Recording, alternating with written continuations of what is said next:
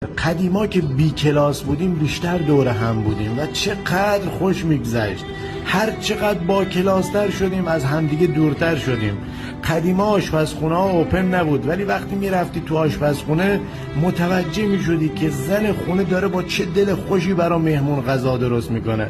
الان آشپزخونه اوپن، قشنگ زن خونه رو نگاه میکنی میبینی داره غذا درست میکنه، متوجه میشی تو دلش داره 100 تا فوش به اون مهمون میده. هر چی فکر میکنم میبینم او بی کلاسی چقدر قشنگ بود. مشتی سالها پیش ماشین پیکان داشتیم، جمعه ها در خانه مهمان داشتیم، قرمه سبزی بود ماهانه ولی املت و کوکو فراوان داشتیم، تور چین و نروژ و شیلی نبود، ما نهایت سفر در سطح استان داشتیم، داخل حمام ما یک تشت بود در خیال خود ولی وان داشتیم، پای ما در جمع شلوارک نبود، ما درون خانه تنبان داشتیم.